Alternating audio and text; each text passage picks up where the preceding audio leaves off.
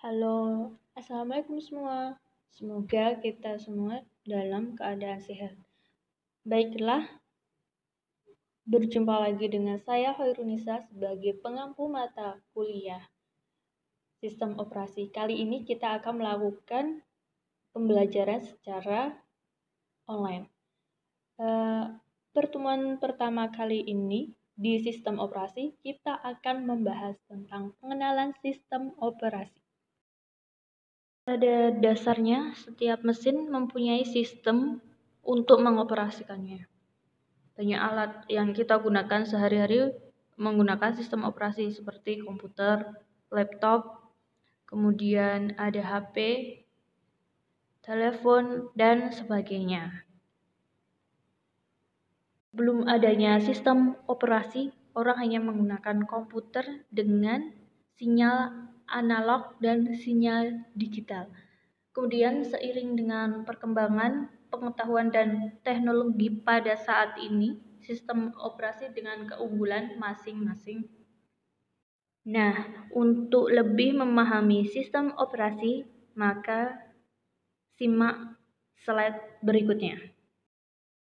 Secara umum, sistem operasi merupakan suatu sistem yang terdiri atas komponen-komponen kerja dan memuat metode kerja yang digunakan untuk memanfaatkan mesin, sehingga mesin atau contohnya komputer dapat bekerja sesuai dengan yang diinginkan oleh usernya.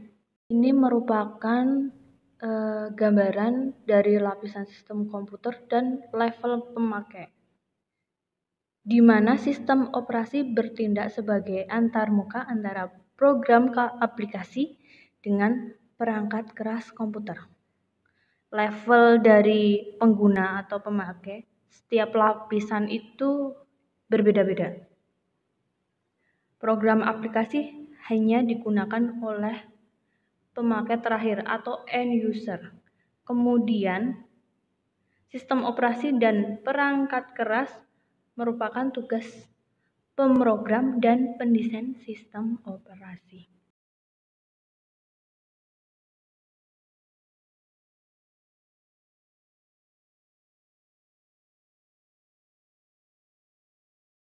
Sebelum kita lebih jauh lagi membahas tentang sistem operasi, kita harus memahami dulu apa itu sih sistem operasi.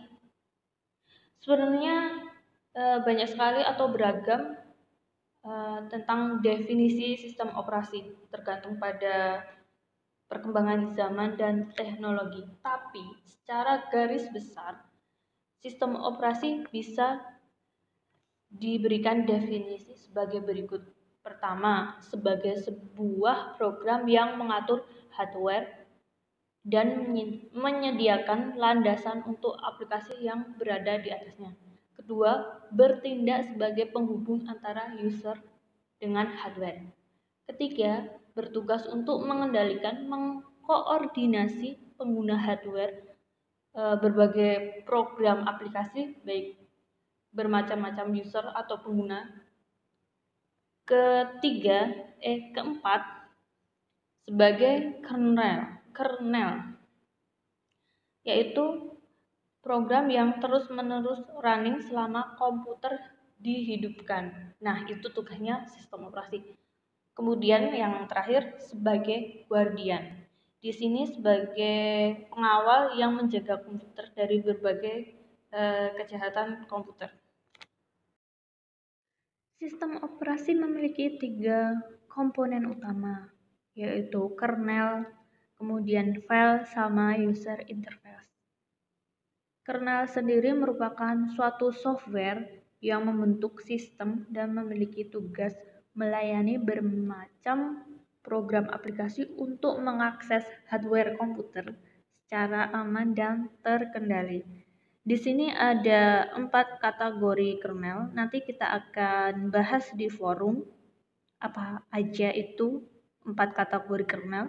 Kemudian yang kedua ada file. File di sini merupakan file-file yang dibentuk atau dijalankan oleh sistem operasi. Yang ketiga, user interface.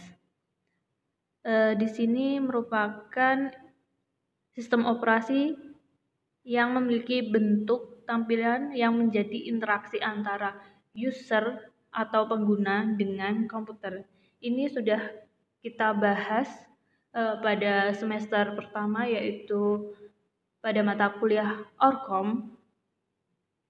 Bentuk umum user interface itu ada CLI sama GUI. Secara umum, sistem operasi memiliki tujuan dasar, yaitu pertama, untuk efisiensi.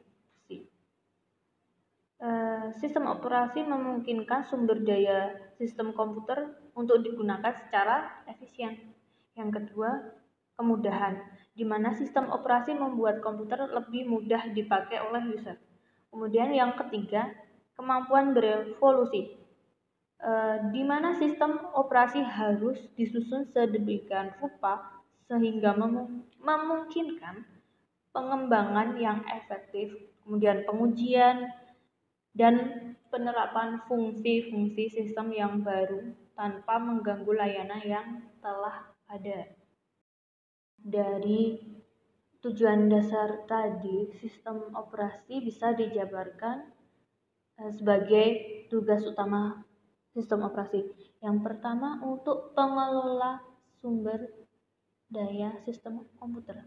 Kemudian yang kedua, penyedia layanan, di mana pengelola sumber daya sistem komputer ini mengelola seluruh sumber daya sistem komputer agar bisa beroperasi secara mudah, benar, dan efisien. Sumber daya yang dimiliki oleh komputer dapat dibagi menjadi dua, yaitu sumber daya fisik dan sumber daya abstrak.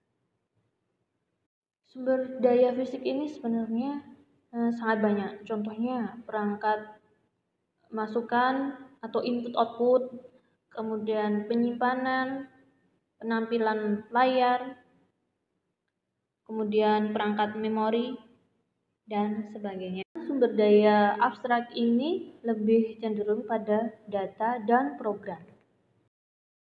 Sistem operasi sebagai penyedia layanan.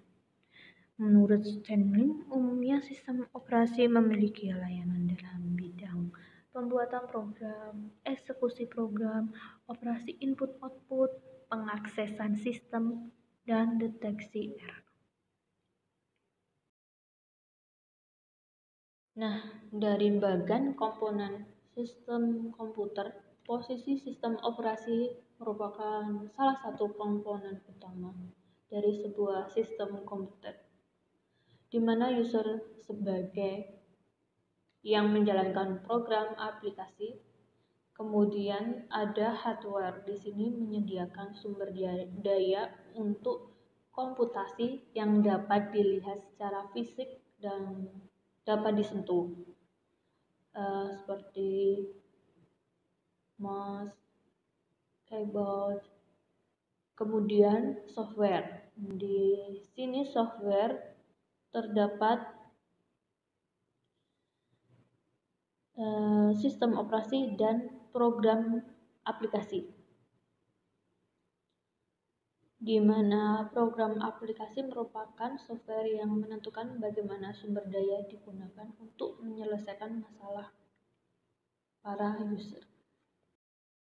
Proses sistem operasi memiliki langkah-langkah sebagai berikut. Pertama, booting dulu, load ketika kita akan masuk atau mau menghidupkan laptop. Yang kedua, mendeteksi OS di hard disk. Yang ketiga, masuk ke sistem operasi. Keempat, sistem operasi berjalan, kemudian deteksi aplikasi pada desktop, kemudian aplikasi desktop berjalan. Pengelompokan jenis-jenis sistem operasi bisa dilihat dari berbagai sudut pandang. Yang pertama, berdasarkan jumlah pengguna dan program yang dijalankan. Yang kedua, berdasarkan hardware komputer. Yang ketiga, berdasarkan jenis softwarenya. Kali ini saya akan membahas jenis-jenis sistem operasi yang berdasarkan jumlah pengguna dan program yang dijalankan, yaitu ada 4. Yang pertama single user, kemudian single tasking. Di sini hanya bisa dibuka satu user dan hanya bisa menjalankan satu program di satu waktu. Contohnya yaitu DOS atau Disk Operating System.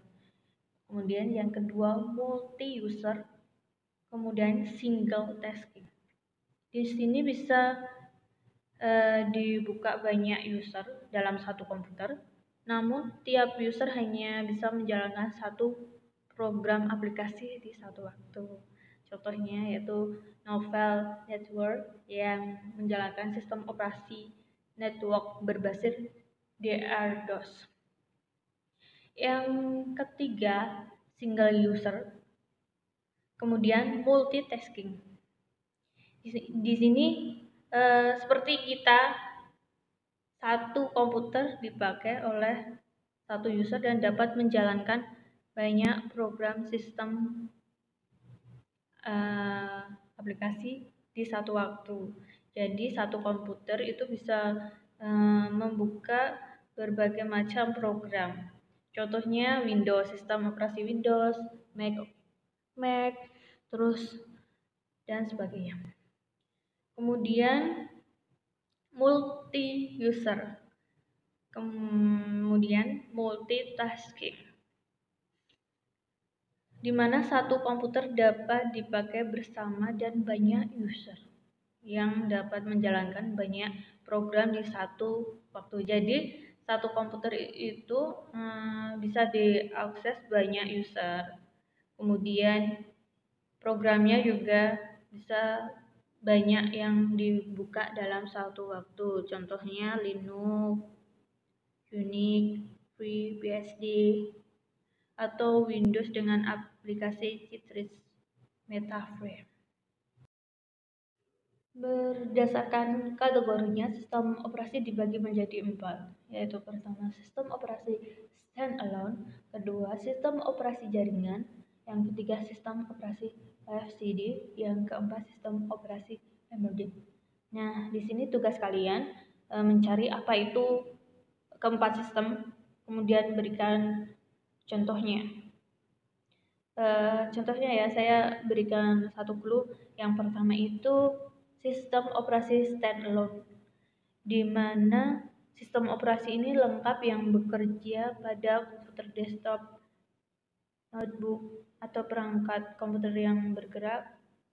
Beberapa sistem operasi standalone ini dikenal sebagai sistem operasi klien karena